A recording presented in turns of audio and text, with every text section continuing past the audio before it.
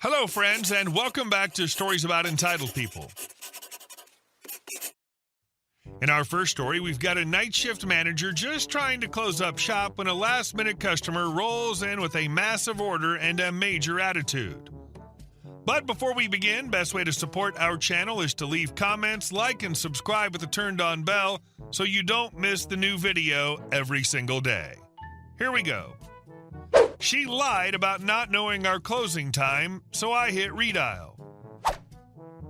So I work as a night manager at a food chain famous for their footlongs. It's a great job other than the fact that it's located in what's essentially a giant trailer park. Whole towns run down apartments and trailers. We close at 11 p.m. but are usually pretty dead after 10, so I'll do my best to make sure waste stays down by not making cookies or other perishable things that close to close. We usually have leftovers anyway. It's 10:30 and we get a phone call. It's the voice of an elderly woman asking what time we close. I tell her 11 p.m. She says, "Okay, we were just wondering. Thank you," and hangs up before I can even say have a good night. Fast forward to 10:55. Trust me, I checked the clock, and 3 people walk in. A teen, I'm assuming mom, and the last one an elderly lady who had the same shaky ex-smoker's voice I heard over the phone. They're ordering no less than 9 sandwiches. Annoying? Yes, but I wouldn't be manager if I couldn't whip out some subs super fast. Except this older lady's reading off a tiny little list, holding it about 5 feet from her face because she can't see it, and is reading off ingredients at the speed of smell.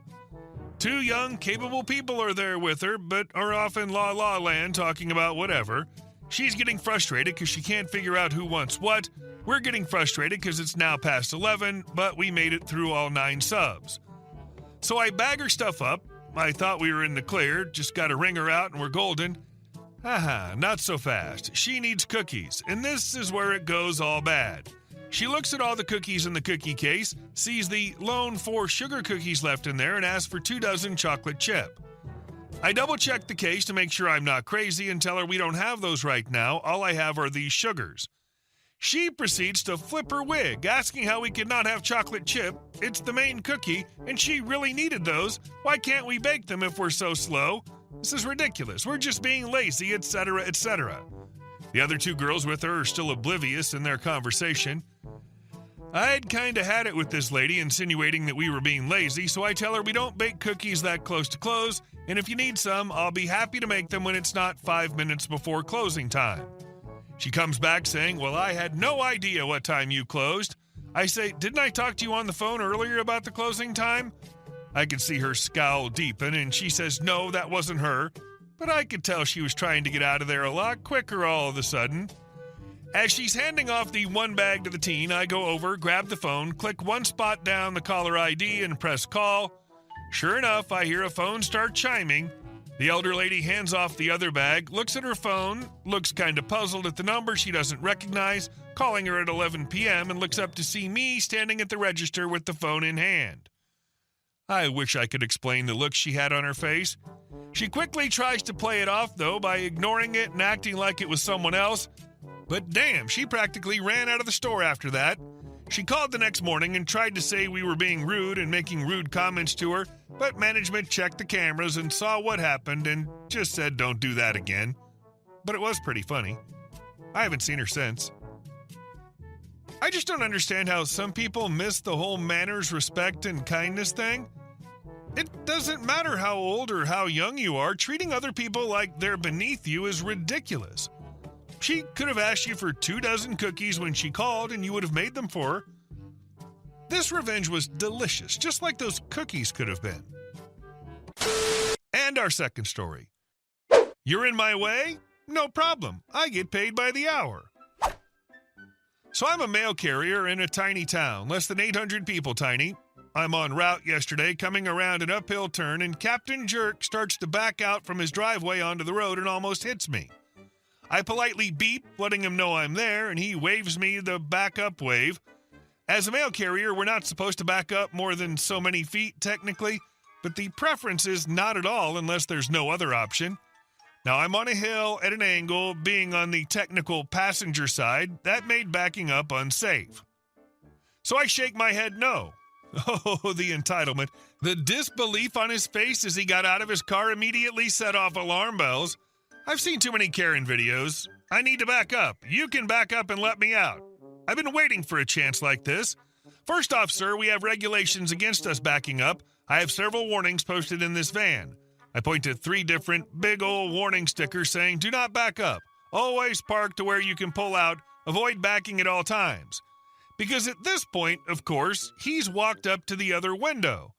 Also, I'm on the road. You're supposed to yield to traffic. You just need to pull back in and let me by. He looked like I'd slapped him. Oh, is that how it works? I don't think so. I can wait here all day. I smiled, put it in park, and killed the motor. So can I, sir, he huffed and replied. You get paid to sit here. I giggled and said, you're right, sir. I do get paid to sit here. Picked up my cell phone and opened TikTok. He started cussing and went back to his car.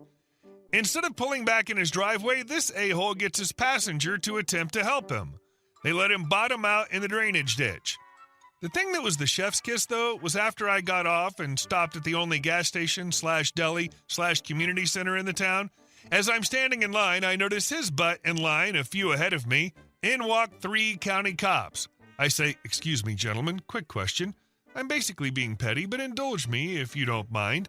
If I'm on the road and a dude decides he wants to back out of his driveway, I have the right of way no matter how bad he wants to back out, right? Because I had some Karen do this an hour or so ago. All 3 said you had the right of way. He didn't cause a problem, did he? What the guy did could be considered impeding a postal employee, which I believe is a federal charge, 90% positive. I said, nah, he just stomped out the door, though. I already knew that before I asked. I just wanted him to hear it. They laughed. I felt like it probably didn't change dude's attitude, but maybe.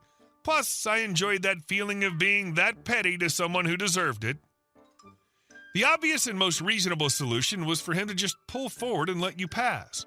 But for some reason, his need to win / be right in this situation clouded his pea-sized brain and put a stop to all logic. Luckily, the rest of us will never understand how it feels to be that stupid / entitled, and he'll never understand how truly stupid he is. And our last story. They wanted to play HOA on our farm. My husband and I live on his parents' farm. We've spent the last 2 years helping them renovate it, turning it back into a functioning hobby farm. The land's divided into 3 pastures. My husband uses 2, and we had been restoring the 3rd ourselves. His parents were aware and supportive of this plan, but about 3 months ago, a neighboring couple, let's call them the Petersons, approached my in-laws about renting that 3rd pasture. They had more cattle than space and said they'd pay for the upkeep to get it usable. My ILs, wanting to be neighborly and do the right thing by their church values, agreed. My husband and I were blindsided. We'd already put in work repairing fences, clearing the brush, even getting it partially reseeded. But out of respect for his parents, we kept quiet, thinking maybe the arrangement would be temporary and things could settle down. They didn't. From the moment the Petersons started using the pasture, it was like we became an extension of their rental. They complained every time I smoked on our own porch, even when it was late at night.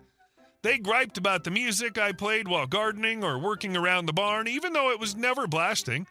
They went to my ILs to report that we used the fire pit too often and that the smoke was bad for their kids. The fire pit is 15 yards from the pasture, and we've been using it since before they moved a single cow onto the land. Then came the kicker. I have a small yoga routine that I do inside every morning to stretch and center myself for the day. Nothing fancy, just comfortable clothes and open windows, especially since we live off the road and surrounded by trees. It's something that keeps me sane with all the work we do on the farm. That morning, I just finished my session and was folding laundry when I heard a knock at the door. It was the Petersons. Mrs. Peterson stood there with her arms crossed and a look like I'd insulted her entire bloodline. "You really ought to be more considerate," she said, "walking around in front of windows like that, doing your little poses. We have children, and I'd rather they not see such unnecessary displays." I blinked. I was in my house. "Yes, but your curtains were open. Anyone could have seen. You should really think more about what's appropriate for a family environment." Then they launched into how they paid good money for the pasture and how they'd spent time making it usable and how I was making their time there unpleasant. That's when I snapped. I told them they didn't do most of the work to make that pasture usable. We had cleared half of it before they even showed up. I told them this wasn't a neighborhood HOA. They rented a field, not a lifestyle. And if they didn't want to see me going about my life in my own home, they shouldn't be staring in my windows. If you want any shot at keeping that lease when the farm transitions to my husband, I said, you might want to stop bossing us around and start acting like the decent neighbors you pretend to be. They went straight to my in-laws and twisted the story, said I was being provocative on purpose, standing in the window and doing yoga just to rile them up, claimed I was smoking by the pasture to be petty. The usual. My husband got wind of it, and to my relief was on my side. He'd already had issues with them. He talked with his parents, and we all sat down that night to clear the air.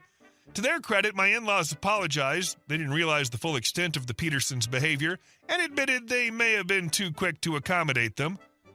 Turns out the Petersons had already gotten a warning after calling the sheriff on my husband and a few friends fishing at the pond on the property, and they lied to my in-laws about that too. The next morning, my husband, with full support from his parents, got the Petersons on a speaker call. He politely reminded them that he was now the point of contact for all farm matters as the land was being transferred to his name. He told them that if they wanted the arrangement to work, they needed to be civil and respectful.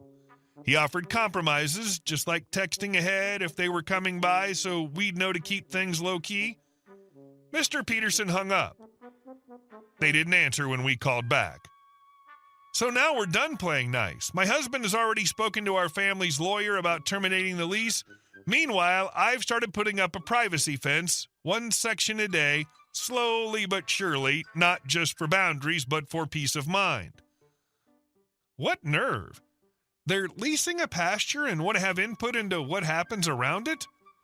Also, I've never known a farm that doesn't have a burn pit or the occasional bonfire or even a wood grill or stove or fireplace or something that otherwise makes smoke. I mean, smoke kind of goes with the farm. Hey guys, thank you all for watching the video. I'll see you in the next one.